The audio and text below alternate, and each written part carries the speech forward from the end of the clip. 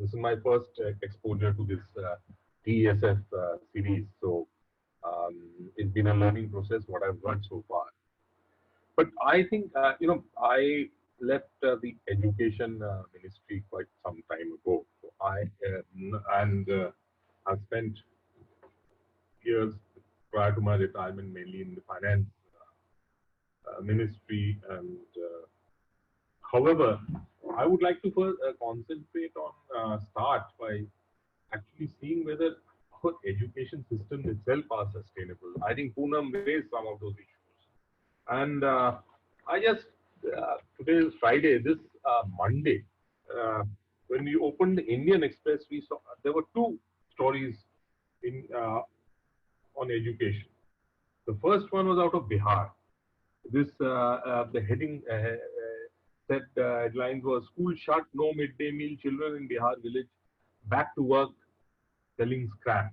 And this was a heart-wrenching story on the children of the Musahari Tola in Babdila village of Bhagalpur, and how the midday meals program, since schools were closed, the midday meal programs are not being delivered, and these children actually were facing severe hunger, and obviously they were, as the community does, going to collect scrap and trying to make a living out of it, trying to get something to eat out of it. And the newspaper on a different page carried a story which was titled "Learning in the Pandemic COVID Crisis," and which showcased the resilience and innovation of the education system. And it talked about higher education.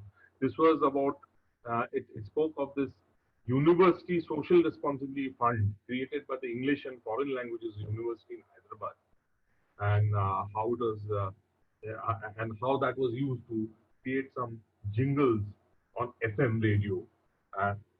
So I don't know if the two were actually pointing to the difference between primary education and higher education in the country. If that were so, one would still have been happy about it. But I think the first story was a realistic one. The second had a hollow ring about it. And the thing is that we are actually being, we have to look at fundamentals of our primary education system at the moment, that is so fragile, the gains we have made. I'll give you another example. I am involved with an NGO called Educate Girls, which really looks at getting out of school children, either girls or boys, back into school or enrolling them into schools. Last year we had this board meeting in Indore. This was somewhere around November, and during the visit we went to a district called Dhar. Now, many of you would recognize Dhar, which is a tribal district, as one of the first DPEP districts of the country. DPEP, District Primary Education Program, was launched in the mid-90s. And out in the first 42 districts, Dhar was one of those districts. So going back to Dhar, and since I've been Education Secretary also in Madhya Pradesh, I was looking forward to it. Great, exciting visit. But imagine the number of out-of-school children, never enrolled and out-of-school children in grades 1 to 8 in Dhar were around 50,000. So where are the gains we have made? And that evening when we got back to the hotel after the visit, I really had a tough time getting back to sleep, because I felt personally responsible. What have we done? I spent 5 years in the human resources ministry, 3 years, 2 years in the education department in the state, and were we back to the square one if there are 50,000 children? Not to say that the education system in India has not made gains. We have made very positive strides, and because of the positive strides we have made, this I talk about government schools, government teachers across the country. But what I narrated just now is actually to show or demonstrate that how fragile are these gains, and we have to somehow make sure that these foundations are stronger than what they are if we are actually to build on them and then get onto the higher systems of education. At the moment, unfortunately, uh, not just the COVID challenge, but I think this predates COVID. Our visit to the heart certainly predated COVID. The current situation out of Bihar, and we're talking about the midday meal and what is happening there, may be due to COVID. But I think there is a big challenge here. So again, as we move on to, we hear a lot of things about digital education, about what is being done, the Diksha platform of HRD. I think again here we are really, we have to reflect on how many children are being actually left out of that. It's not how many are included, how many are left out, how many don't have access to smartphones or any other means of accessing what is on our digital media. So I think these are important lessons, and this is what we have to, because what we have to confront and resolve if we have to ensure that no one gets left behind.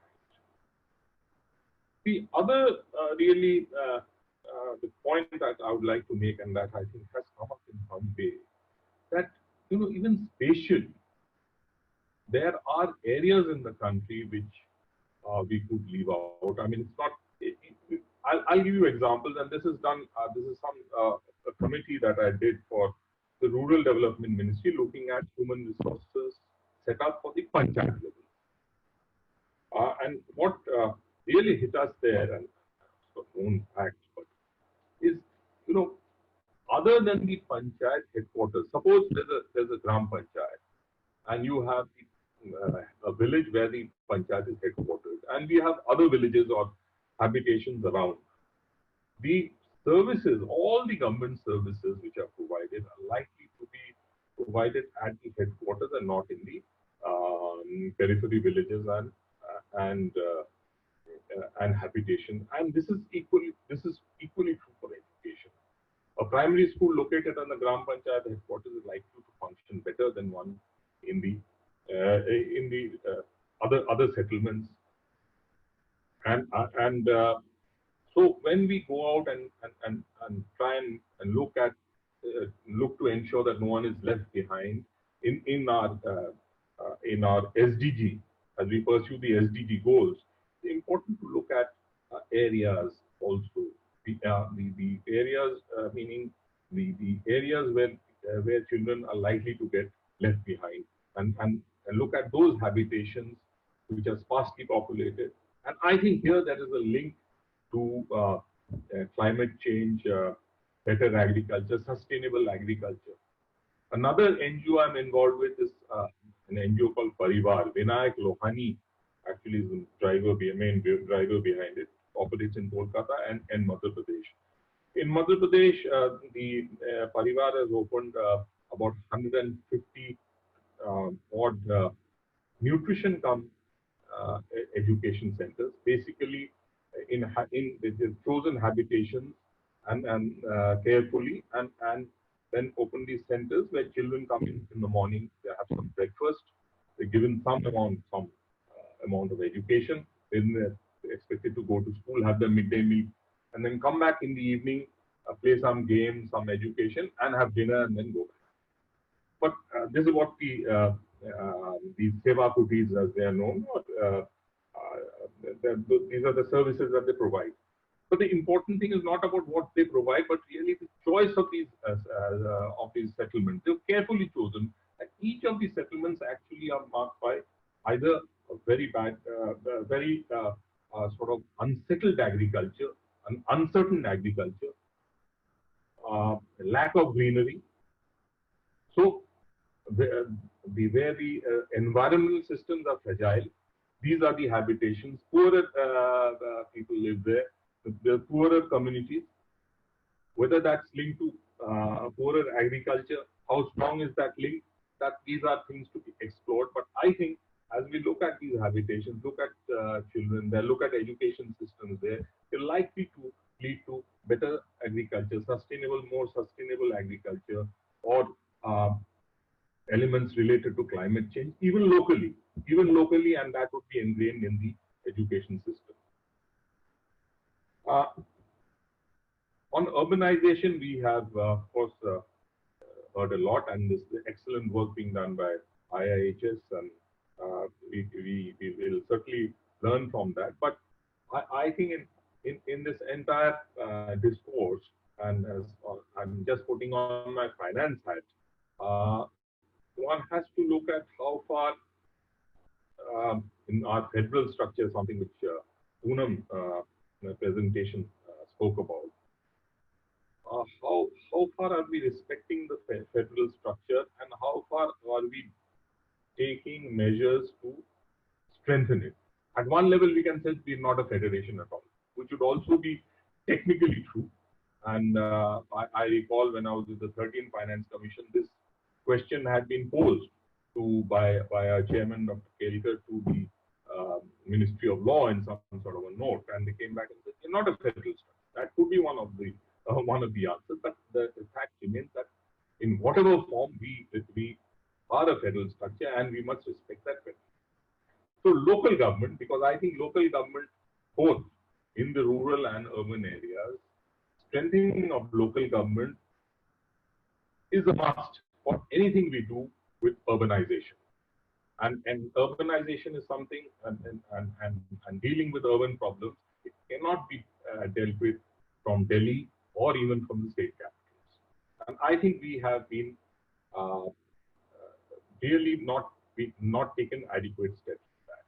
The amendments, the 73rd for the rural area, 74th for the panchayat, or whatever they have been done, they remain largely on paper in many states. I'm not saying it's uniform, and so we need to respect that. We need to ensure that the federal structure, including in the fiscal sphere, how much of not only money raising, money spending. Uh, one version of it is the municipal bonds. How much how much can we entrust to these local bodies? How much real untied funds we need to place with them, and are we doing enough for that to ensure that they can take on the activities there? I think this bit of strengthening of the finances at the or rather the aspects of fiscal federalism, strengthening that is a must if we have to take along and pursue the SDG goals as far as urbanization uh, is concerned. So I think that's an area I would emphasize. I think I've used up my 10 minutes, and thank you for having me, and we'll take